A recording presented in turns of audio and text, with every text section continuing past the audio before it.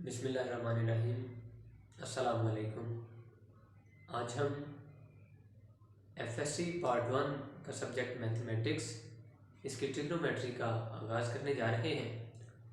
तो चूँकि जो ट्रिग्नोमेट्री है उसका एनुअल एग्जामिनेशन के अकॉर्डिंग उसका रोल देखें तो 50 to 55% जो पेपर है हमारा वो ट्रिग्नोमेट्री में से ही आता है।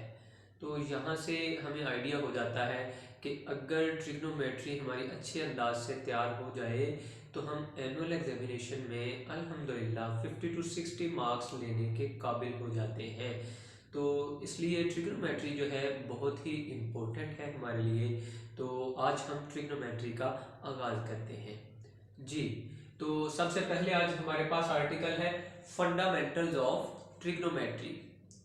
तो फंडामेंटल्स ऑफ ट्रिग्नोमेट्री में सबसे पहले देखते हैं कि ट्रिग्नोमेट्री है क्या जी। तो ट्रिग्नोमेट्री जो है, ट्रिग्नोमेट्री का हमारी मैथमेटिक्स में बहुत ज़्यादा इम्पोर्टेंट रोल है इसका।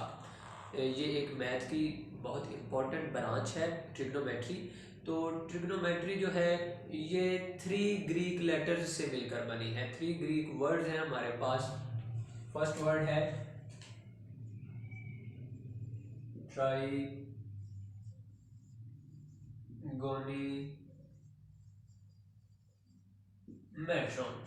जी। तो इन 3 अल्फाज से मिलकर बनी है। ट्राई मीन 3, गोनी मीन एंगल्स और मेट्रॉन मीन मेजरमेंट जी। तो ट्रिग्नोमेट्री हमारे पास क्या है, 3 एंगल्स की मेजरमेंट को हम कहते हैं ट्रिग्नोमेट्री। तो इसका मतलब है लिटरली हम बोल सकते हैं कि ये जो ट्रिग्नोमेट्री है, trigonometry is the measurement of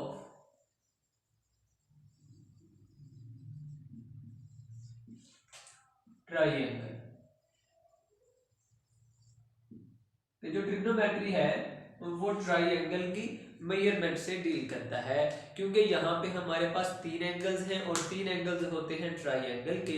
तो ट्राइंगल जो है उसकी मेजरमेंट के लिए हमें ट्रिग्नोमेट्री की तरफ जाना पड़ता है जी। तो ट्रिग्नोमेट्री इन 3 अल्फाज से मिलकर बनी है जिसमें हम ट्राइंगल की मेजरमेंट करते हैं। तो इसमें हमने एक वर्ड यूज किया है एंगल का, कि हम एंगल्स की मेजरमेंट करते हैं।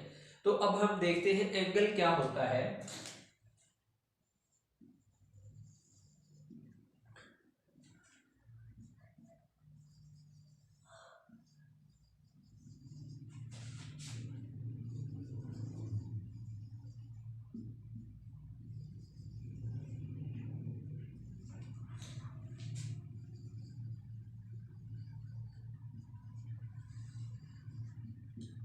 जी, तो एंगल हमारे पास इस तरह से जनरेट होता है कि when two rays started with the common point, कि जब 2 रेज जो हैं वो एक ही कॉमन पॉइंट से स्टार्ट होती हैं तो वहां पे हमारे पास एंगल जनरेट होता है। लाइक एज यहाँ पे ये मैं फर्स्ट रे ड्रा कर रहा हूँ, इसका स्टार्टिंग पॉइंट ये है। फिर यहाँ से सेकेंड रे जनरेट कर रहे हैं, ये मेरी सेकेंड रे है। तो यहाँ पे हमारे पास एक एंगल जनरेट होता है जिसे हम थीटा कह सकते हैं। तो एंगल को आप अल्फा, बीटा, गामा या थीटा किसी से भी आप रिप्रेजेंट कर सकते हैं जी। तो यहाँ पे हमारे पास जो एंगल है वो कैसे जनरेट हुआ है कि जब हमारे पास एक इनिशियल रे और दूसरी टर्मिनल रे जी। तो ये हमारी जो फर्स्ट रे होती है इसको हम कहते हैं इनिशियल रे। ये 2 रेज होती हैं। हमने यहाँ बात की 2 rays started with the common point. तो वो कौन कौन सी रेज हैं? फर्स्ट रे को हम कहते हैं इनिशियल रे और सेकेंड रे का नाम होता है जी टर्मिनल रे। इन 2 रेज को मिलाएं, इन 2 रेज को देखें आप, जहां से ये स्टार्ट हो रही है विद अ कॉमन पॉइंट, तो यहां हमारे पास एक एंगल जनरेट हो रहा है। ठीक है, तो अब सवाल ये पैदा होता है कि भाई एंगल्स भी 2 तरह के होते हैं। एक एंगल पॉजिटिव होता है और एक एंगल नेगेटिव होता है। हमें कैसे इस बात का पता चलेगा कि कौन सा एंगल पॉजिटिव होता है और कौन सा एंगल जो है वो नेगेटिव होता है? जी, तो वो हमें अपनी टर्मिनल रे की रोटेशन से पता चलेगा। ये बात आपने याद रखनी है कि टर्मिनल रे की रोटेशन से हमें पता चलता है कि हमारा एंगल पॉजिटिव होगा या नेगेटिव होगा।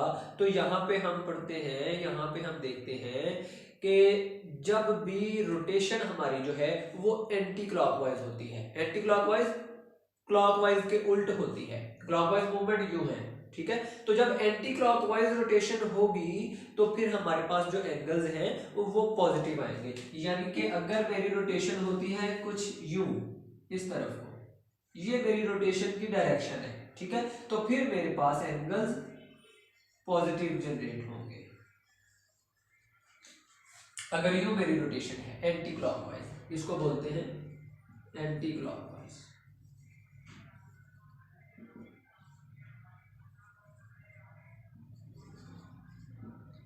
और फिर अगर हमारी रोटेशन जो है वो क्लॉकवाइज होती है, यू क्लॉकवाइज रोटेशन है हमारी, अगर ये हमारी रोटेशन होती है तो यहाँ पे फिर एंगल हमारे नेगेटिव जनरेट होते हैं, यानी ये हमारी क्लॉकवाइज रोटेशन है। जी, अब आपको मुझसे ये सवाल करना चाहिए था कि सर यहाँ एंटी क्लॉकवाइज मूवमेंट करें तो ही क्यों पॉजिटिव एंगल जनरेट होते हैं, क्लॉकवाइज मूवमेंट करने से क्यों नहीं पॉजिटिव एंगल जनरेट होते?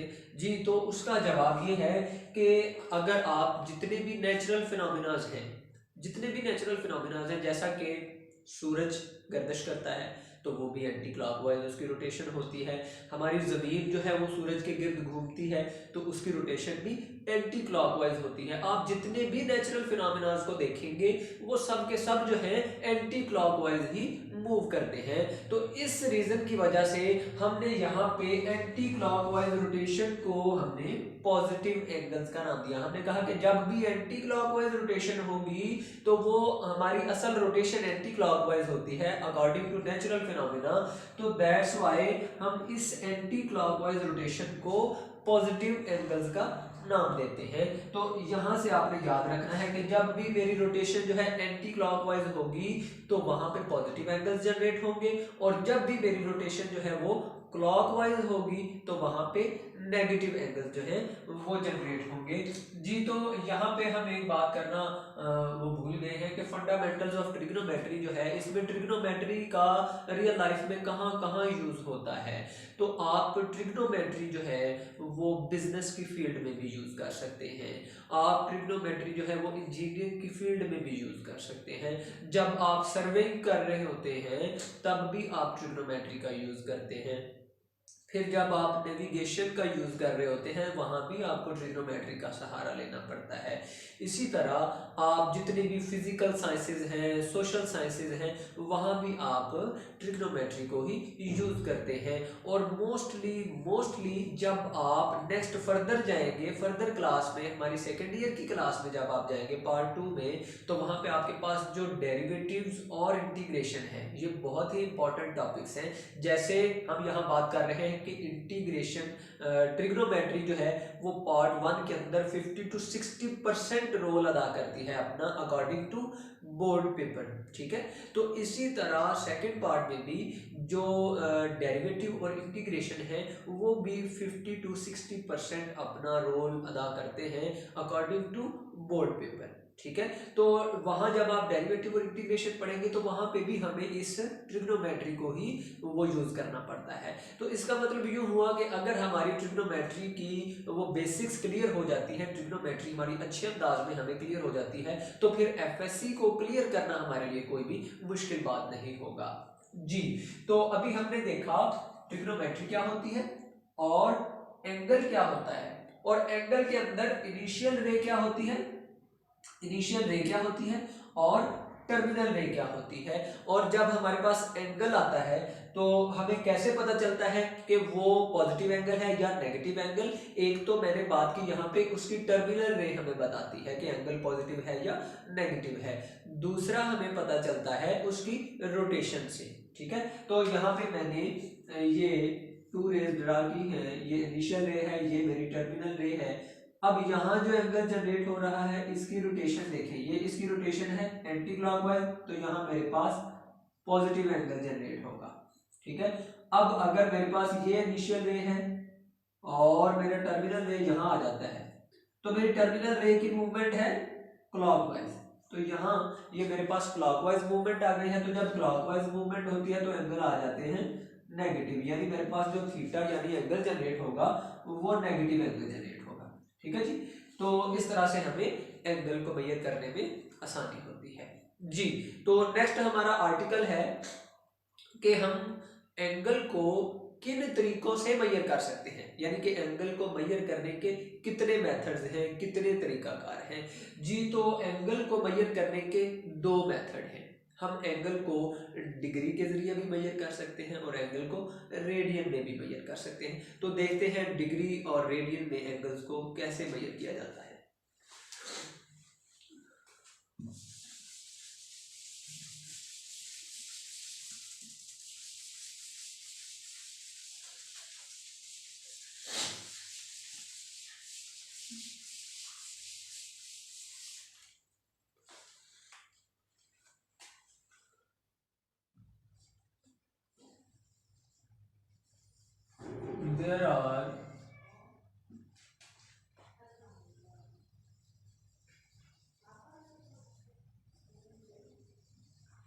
There are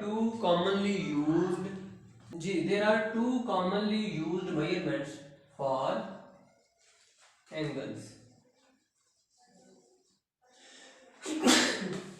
तो यहाँ पे हमारे पास 2 वेज हैं एंगल को मेजर करने के। फर्स्ट वे हमारे पास है डिग्री में, कि हम एंगल को डिग्री में मेजर करते हैं, और सेकंड वे हमारे पास है रेडियन जी, कि एंगल को हम डिग्री में भी मेजर करते हैं और एंगल को रेडियन में भी मेजर करते हैं। तो डिग्री से आगे जो छोटा यूनिट है हमारे पास वो मिनट आ जाता है, और फिर सेकंड आ जाता है। इस तरह से हम एंगल को मेजर करते हैं। और इस सिस्टम को, जिस सिस्टम के जरिए हम अपने एंगल को मेजर करने जा रहे हैं, जो पहला डिग्री वाला मेथड है, इस सिस्टम को हम कहते हैं सेक्सागेसिमल सिस्टम।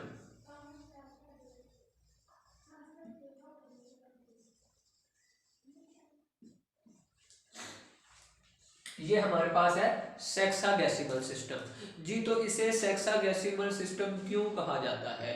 तो यहाँ पे इसकी एक बेसिक ये भी है कि हमारे पास यहाँ जो एंगल्स जनरेट होते हैं, लेट्स सपोज ये मेरे पास इनिशियल रे है। अब मेरी जो टर्मिनल रे है, अगर वो इस तरह रोटेट करती है कि कंप्लीट रोटेशन के बाद, आफ्टर कंप्लीट रोटेशन, वो दोबारा इनिशियल रे के ऊपर ही मेरी टर्मिनल रे आ जाती है, यानी मेरी इनिशियल रे इज इक्वल टू टर्मिनल रे हो जाती है, तो फिर यहाँ पे मेरे पास, मैं कहता हूँ कि ये एक रोटेशन पूरी हो गई है। जब एक रोटेशन कंप्लीट हो जाती है तो हम कहते हैं one rotation is equal to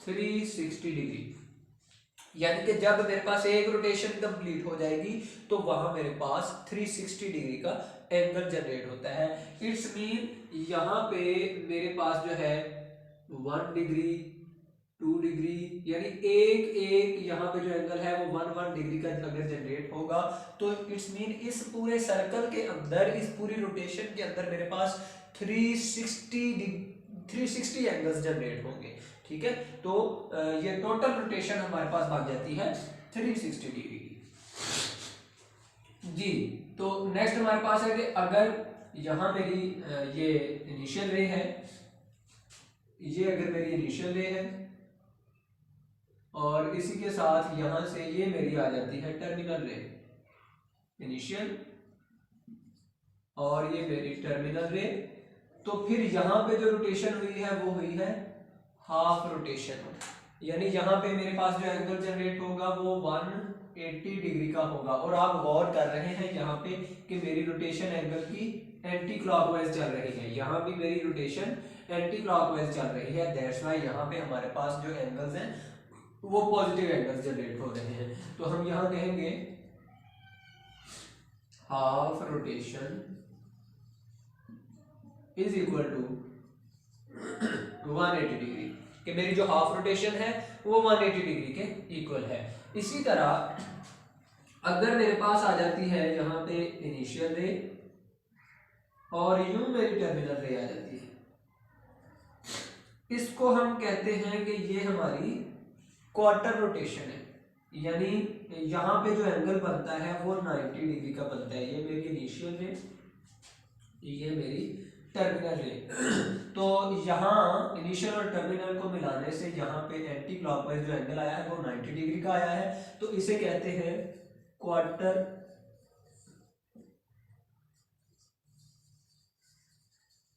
rotation. यानी जब क्वार्टर रोटेशन होती है तो फिर हमारे पास 90 डिग्री का एंगल आता है। क्वार्टर कहते हैं फोर्थ पार्ट को, यानी जब एक पूरी कंप्लीट रोटेशन का फोर्थ पार्ट आ जाता है तो फिर वहां पे हमारे पास एंगल जो है वो 90 डिग्री का बनता है। यानी आप 360/4 यानी 360 का आपने फोर्थ पार्ट लिया है, तो यहां से आपके पास एंगल जो है वो 90 डिग्री का जनरेट हो जाता है। तो इस रोटेशन को हम बोलते हैं ये हमारी क्वार्टर रोटेशन है जी।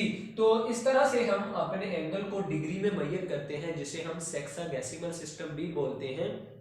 और यहाँ पे मैं फर्दर एक और नाम इसका बताने जा रहा था। इस सेक्साडेसिमल सिस्टम का जो दूसरा नाम है वो हमारे पास इंग्लिश सिस्टम भी है, इसे इंग्लिश सिस्टम भी बोला जाता है।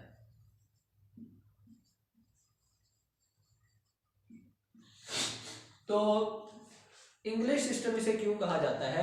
अगर आप बखूबी इसका बगौर मुशाहदा करें कि हमारे पास जो एंगल्स हैं वो 60 डिग्री के, 90 डिग्री के, जो भी एंगल्स जनरेट होते हैं ये सब एंगल्स 6 के और 10 के मल्टीपल्स हैं। ठीक है, ये तमाम एंगल्स 6 और 10 के मल्टीपल्स हैं। तो जब ये एंगल्स 6 और 10 के मल्टीपल्स आ रहे हैं और ये जो पूरा सिस्टम है ये भी चूंकि इसकी बेसिक्स जो है ये ऑ करती है, ये इंग्लिश वो सिस्टम में से लिया गया है, तो इस वजह से फिर इसको हम इंग्लिश सिस्टम भी बोल सकते हैं और सेक्साडेसिमल सिस्टम भी बोल सकते हैं। तो ये एंगल हमारे पास इस तरह से फिर जो सिस्टम है वो सेक्साडेसिमल सिस्टम या इंग्लिश सिस्टम कहलाता है, और इसको डिग्री, मिनट और सेकंड में इस तरह से हम फिर डील करते हैं। अब बात यह है कि 1 डिग्री जो है, यहाँ हमने बात की है कि हर एक एंगल 1 डिग्री का जनरेट होता है, तो 1 डिग्री जो है मिनट में कैसे इक्वल होगा? तो 1 degree will be equal to 60 minute, या जो 1 डिग्री है वो 60 मिनट के इक्वल होता है। इसी तरह से और जो 1 मिनट है वो 60 सेकंड के इक्वल होता है। ठीक है जी, 1 degree is equal to 60 minute और 1 minute is equal to 60 second होगा। और फिर अगर हमारे पास आ जाता है यहाँ पे 1 मिनट, ये था कि डिग्री को मिनट में कैसे हमने डील करना था, अब मिनट हो तो उसको डिग्री में कैसे लेके जाएंगे? तो 1 minute will be equal to 1/60 degree जी। और अगर 1 सेकंड होगा तो यहाँ पे 1 मिनट था तो डिवाइडेड बाय 1 टाइम 60 था, 1 सेकंड यानी डबल टाइम, तो यहाँ पे आ जाएगा 60 मल्टीप्लाइड बाय 60 और ये इतने इसमें डिग्री आ जाते हैं जी। तो ये था हमारे पास सेक्साडेसिमल सिस्टम। अभी हम एक एग्जांपल सॉल्व करते हैं, क्योंकि हमारी एक्सरसाइज जो 9.1 है उसके अंदर इसके क्वेश्चंस तो नहीं है कि डिग्री, मिनट और सेकंड में कन्वर्ट करें, तो इसलिए ये जो एग्जांपल्स हैं हमारे पास 2 ही एग्जांपल्स हैं, इन एग्जांपल्स को हम सॉल्व करते हैं और उससे हमें आइडिया होगा कि हम कैसे मिनट सेकंड को डिग्री में या डिग्री को मिनट और सेकंड में कन्वर्ट करते हैं।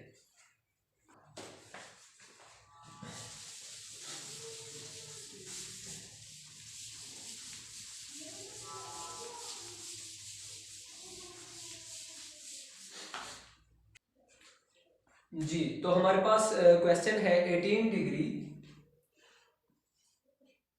Degree 6 minute 21 second. अब इसमें हमारे पास डिग्री भी है, मिनट भी है और सेकंड भी है। इसको उसने कहा है जी कन्वर्ट करें डेसिमल फॉर्म में, कि आपने इसको डेसिमल फॉर्म में कन्वर्ट करना है। तो देखते हैं, यहां से हमारे पास है 18 degree plus 6 minute plus 21 second. जी तो यहां से 18 डिग्री 6 मिनट, मिनट में हमने अभी देखा 1 minute will be equal to 1/60 degree. तो अब यहाँ पे लिखेंगे 1/60, यानी कि ये 6 मिनट था तो ये आ जाएगा 1/60.6, तो ये डिग्री में कन्वर्ट हो जाएगा। इसी तरह 21 सेकेंड है, तो सेकेंड में क्या था, हमने पढ़ा था 1/60 से मल्टीप्लाई करके फिर वो डिग्री में कन्वर्ट होगा। तो यहाँ हम लिखते हैं 1/60 मल्टीप्लाइड बाय 60 और फिर ये डिग्री में कन्वर्ट होगा।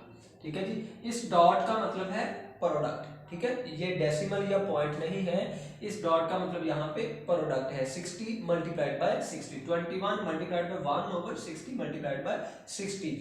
जी तो हमने सेकंड को भी कन्वर्ट किया, हमने मिनट को भी कन्वर्ट कर लिया। तो इसको यहाँ से डिवाइड करेंगे, 6/60 करेंगे तो हमारे पास आ जाएगा 0.1 डिग्री। ठीक है, और इसको आप कैलकुलेट करेंगे तो आपके पास आ जाएगा 0.00583 डिग्री। जी तो अब चूंकि हम ट्रिग्नोमेट्री का यूज कर रहे हैं, ट्रिग्नोमेट्री को कैलकुलेट करने जा रहे हैं, तो इनके तमाम क्वेश्चंस बहुत ही आसान हैं।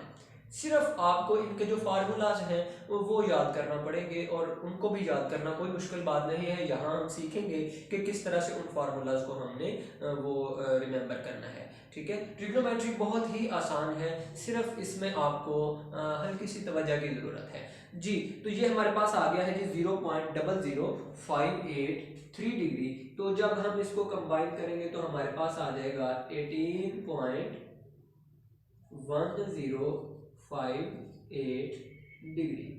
ये हमारे पास डेसिमल की फॉर्म में जवाब आ गया। तो इस तरह से हम मिनट और सेकंड को डिग्री में कन्वर्ट करेंगे। ठीक है जी, तो नेक्स्ट एग्जांपल हमारे पास है जिसमें अब हम डिग्री गिवन है हमारे पास, डिग्री को अब हम कन्वर्ट करेंगे मिनट में और सेकंड में। यानी अब उसने हमें डेसिमल फॉर्म दी हुई है, यहाँ उसने हमें डिग्री मिनट और सेकंड की फॉर्म दी थी और हमने डेसिमल में कन्वर्ट करना था। अब उसने हमें डेसिमल फॉर्म दी है, हमने उस डेसिमल फॉर्म को कन्वर्ट करना है डिग्री मिनट और सेकंड के अंदर। जी तो सेकंड क्वेश्चन हमारे पास है 21.256 degree.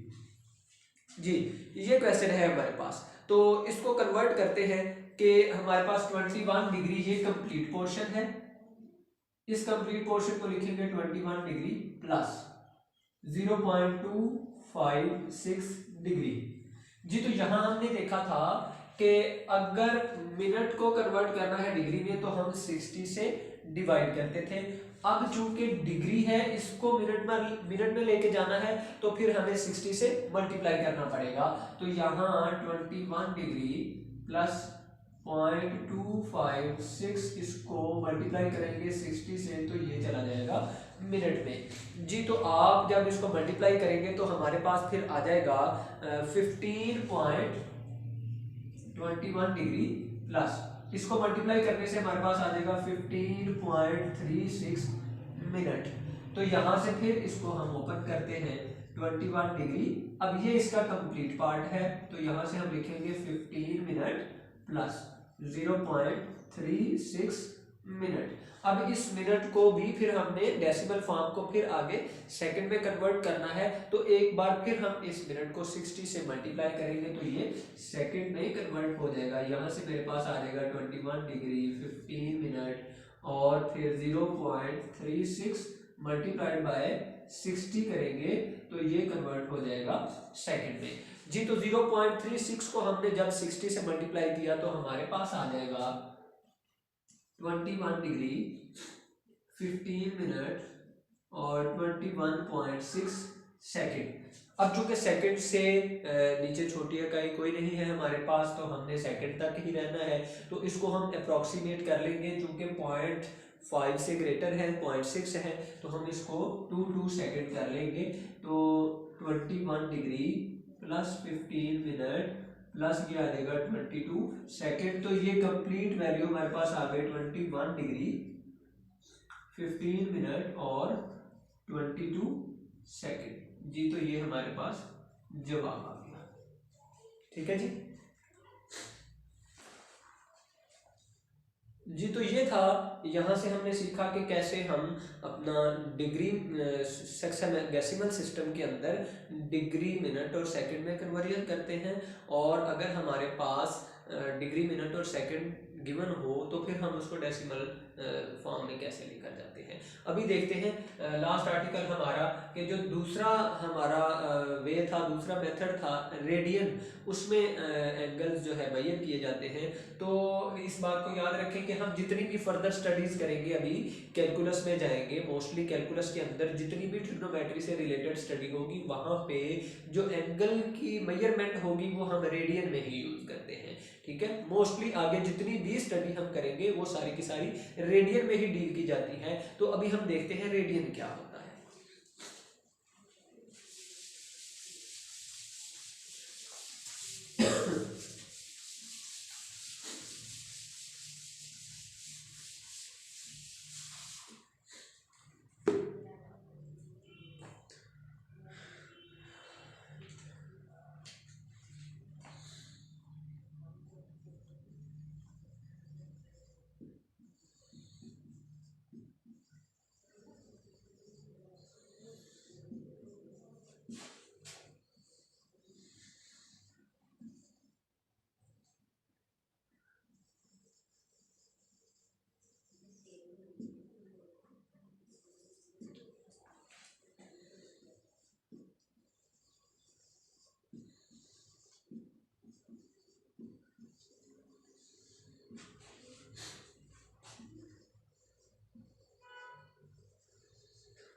Radian is the measure of the angle subtended at the center of the circle by an arc whose length is equal to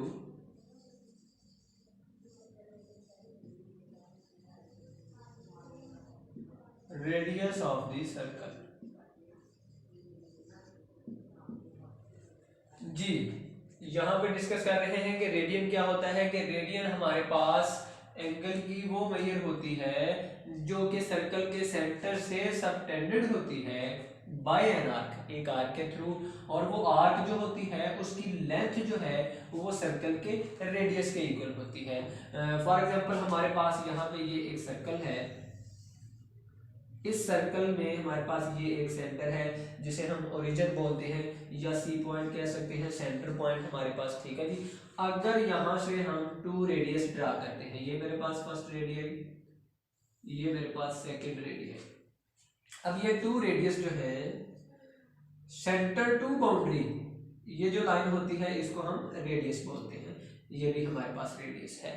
तो अब यहाँ से हमारे पास फर्स्ट रेडियस, सेकंड रेडियस, ये जब बाउंड्री को कट करते हैं जिस पॉइंट पे, वहां से हमारे पास एक आर्क जनरेट होती है। इस आर्क की लेंथ को उसने कहा है कि ये जो आर्क की लेंथ है ये सर्कल के रेडियस के इक्वल है। तो रेडियन की डेफिनेशन फिर देख ले, radian is the measure of the angle. Angle कौन सा है? जो इन 2 रेज को मिलाने से बना है, ये हमारे पास यहाँ पे एंगल जनरेट होता है। ठीक है जी। तो measure of the angle subtended, जो सबटेंडेड कर रहा है किसको? सर्कल के सेंटर से इस बाउंड्री को जो सबटेंडेड कर रहा है बाय एन आर्क, ये एक आर्क जनरेट हुई। अब इस आर्क की जो लेंथ थी वो इक्वल है वो रेडियस के। तो यहाँ पे हमारे पास जो एंगल जनरेट होता है वो 1 रेडियन एंगल कहलाता है। ये भी R1 है, ये भी R1 है। ठीक है जी। तो यहाँ भी हमारे पास इस आर्क की लेंथ भी 1 होगी। तो इसका आपने देखा कि यहाँ पे जो रेडियस है वही हमारे पास एंगल भी आ गया है, लेकिन इसका हरगिज मतलब ये नहीं है कि जो एंगल है वो डिपेंड कर रहा है रेडियस पे, बिल्कुल नहीं, कि जो एंगल है वो सर्कल के रेडियस पे डिपेंड नहीं करता है। इसलिए हम कभी भी ये नहीं कहेंगे कि जितना रेडियस है उतना ही उसका एंगल होगा। ठीक है जी, तो ये थी हमारी रेडियन की डेफिनेशन कि हम कैसे एंगल को रेडियन में मेजर करते हैं। तो उम्मीद करते हैं कि आज की हमारी ये वीडियो जो है आपको बहुत अच्छी लगी होगी। अगर आपको हमारी ये वीडियो अच्छी लगे तो आप हमारी वीडियो को लाइक कीजिएगा, इसमें कमेंट कीजिएगा और इसको शेयर भी कीजिएगा, और हमारे चैनल को सब्सक्राइब कीजिएगा, और फिर बेल आइकन को ज़रूर प्रेस कीजिएगा ताकि हमारी हर आने वाली वीडियो जो है आप तक बआसानी पहुंच सके। तो इंशाअल्लाह ताला हम अपने नेक्स्ट लेक्चर के अंदर अपनी एक्सरसाइज 9.1 का आगाज़ करेंगे। तब तक के लिए इजाज़त दीजिए। अल्लाह हाफिज़।